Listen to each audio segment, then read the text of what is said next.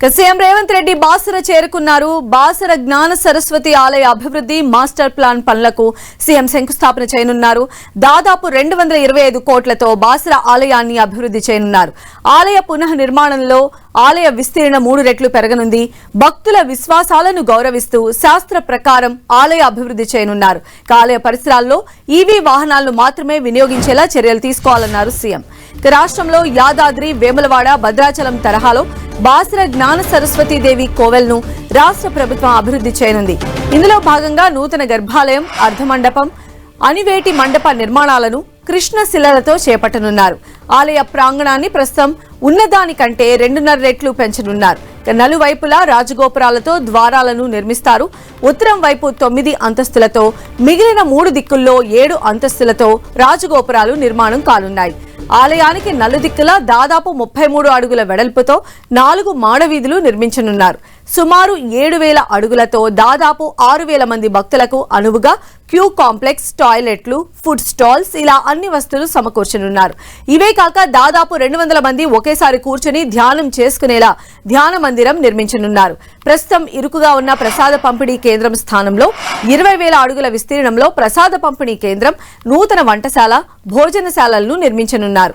ఆలయానికి ఈశాన్యాన నూతన కోనేరు నిర్మాణం, దేవాలయానికి వచ్చే వాహనాలకు సరిపడా పార్కింగ్, సోలార్ విద్యుత్, ఆహ్లాదకర వాతావరణం కోసం పుష్ప వనాలను ఏర్పాటు చేయనున్నారు.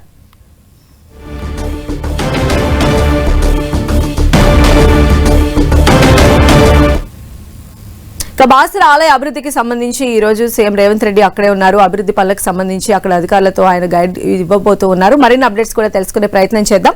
మా ప్రతినిధి ప్రేమ్ సాగర్ మనకు అందుబాటులో ఉన్నారు. ప్రేమ్ సాగర్, సీఎం రేవంత్ రెడ్డితో పాటు డిప్యూటీ సీఎం బట్టి విక్రమార్క, మంత్రులు జూపల్లి, వివేక్ వెంకటస్వామి, కొండా సురేఖ వీరంతా కూడా ప్రత్యేక హెలికాప్టర్ లో ఇప్పుడే బాసరకు చేరుకున్నారు. బాసర ఆలయ అభివృద్ధికి సంబంధించి ఇప్పటికే ఒక మాస్టర్ ప్లాన్ రెడీ అయింది. దాంట్లో కొంత మార్పులు చేర్పులు చేసి 225 కోట్ల రూపాయల నిధులతో ఆలయాన్ని పునర్నిర్మాణం చేపట్టబోతున్నారు.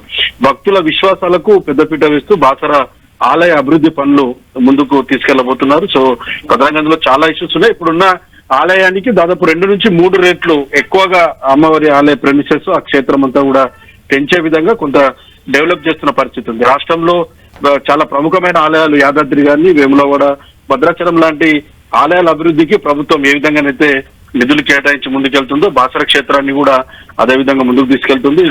ఉమ్మడి రాష్ట్రం నుంచి కూడా బాసర జ్ఞాన సరస్వతి అమ్మవారి ఆలయం కొంత నిరాదరణకు గురైంది. చాలా సార్లు ఆలయం అభివృద్ధి చేస్తామని చెప్పి పలు ప్రభుత్వాలు హామీలు ఇచ్చినప్పటికీ కూడా కొంత నిర్లక్ష్యం జరిగిందని చెప్పి చెప్పుకోవచ్చు. సో ప్రస్తుతం గత ప్రభుత్వంలో కొంత అడుగులు పడ్డాయి అమ్మవారి క్షేత్రానికి సంబంధించి. కొంత శారదా పీఠాధిపతులతో కావచ్చు, స్థపతులు వాళ్ళందరితో కూడా మాట్లాడి కొంత గతంలో కొన్ని నిర్ణయాలు కూడా తీసుకున్న పరిస్థితి మనకు కనిపిస్తుంది. సో గత మాస్టర్ ప్లాన్ ని కొంత మార్పులు చేర్పులు చేస్తూ ప్రస్తుత ప్రభుత్వం ఆలయ నిర్మాణానికి సంబంధించి కొంత పనులు చేపట్టబోతుంది. సో ప్రధానంగా బాసర జ్ఞాన సరస్వతి అమ్మవారి క్షేత్రాన్ని చూస్తే మనకు అమ్మవారి గర్భగుడిలో జ్ఞాన సరస్వతి అమ్మవారితో పాటు మహాలక్ష్మి అమ్మవారు కొలువై ఉంటారు. కానీ భక్తులకు కేవలం జ్ఞాన సరస్వతి అమ్మవారు మాత్రమే కనిపిస్తారు. సో ఇప్పుడు కొంత గర్భాలయాన్ని కొంత వెడల్పు చేస్తారు. దాన్ని పూర్తిగా కృష్ణశిలతో నిర్మించాలని ఇప్పటికే నిర్ణయం తీసుకున్నారు.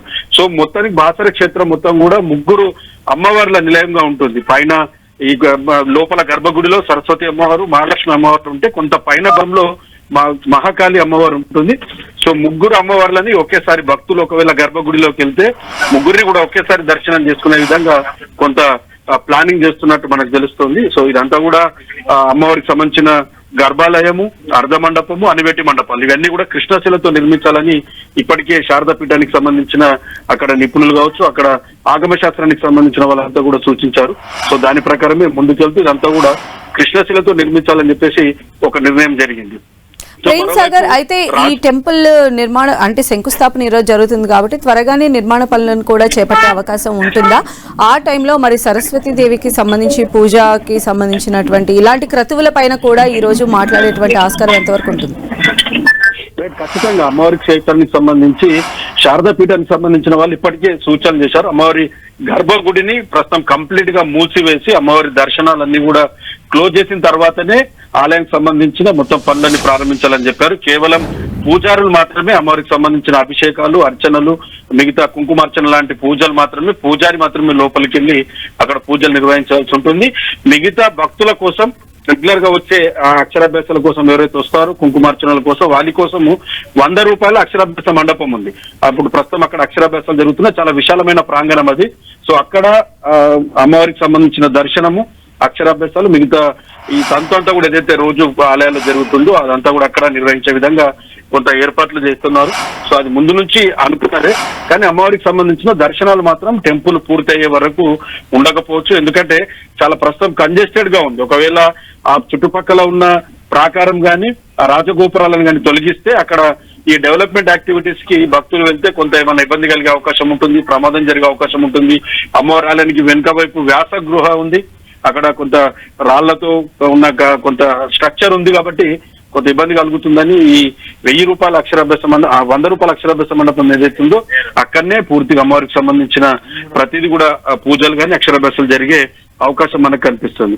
సో ఫ్యూచర్ భక్తుల రద్దీని దృష్టిలో ఉంచుకోవాలి. ఎందుకంటే ఇప్పటికే మహారాష్ట్ర, ఏపీ, మరి తెలంగాణ తో పాటు దక్షిణ భారతదేశం, ఉత్తర భారతదేశం నుంచి చాలా మంది వస్తుంటారు. అమ్మవారి క్షేత్రం దేశంలో 2 ఉన్నాయి. సో దక్షిణ భారతదేశంలో ప్రముఖమైన క్షేత్రం, చదువుల తల్లి. ఇక్కడ పిల్లలకు అక్షరాభ్యాసం చేస్తే ఉన్నత భవిష్యత్తు ఉంటుందన్నది ఒక ఆలోచనతో తల్లిదండ్రులు ఖచ్చితంగా బాసర క్షేత్రంలోనే శ్రీకర పూజలు, కుంకుమార్చన పూజలు చేయిస్తూ ఉంటారు.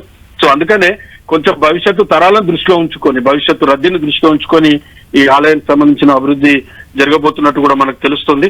సో రాజగోపురాల విషయం కావచ్చు, ఆలయానికి సంబంధించిన ప్రాకారం కావచ్చు, మిగతా మాడవీధులు, ప్రధానంగా ప్రస్తుతం మాడవీధులు లేవు అమ్మవారికి సంబంధించి. సో అమ్మవారి పల్లకి కానీ ఏదైనా ఊరేగింపు ప్రతిరోజు జరుగుతుంది. సో మాడవీధులు దాదాపు 33 అడుగుల వెడల్పుతో అమ్మవారి క్షేత్రంలో మాడవీధులు కూడా నిర్మించాలని ఒకటి పూనుకున్నారు. దాంతో పాటు విఐపీలు కానీ చాలా మంది వచ్చినప్పుడు అమ్మవారి క్షేత్రం వరకు వాహనాలు డైరెక్ట్ లోపల వరకు తీసుకెళ్తూ ఉంటారు.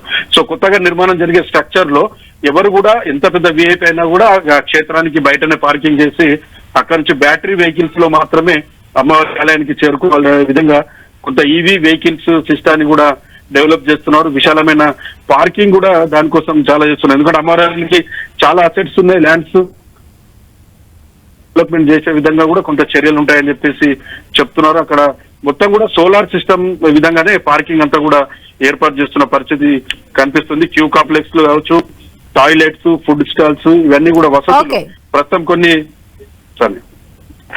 రైట్ ప్రేమ్ సాగర్.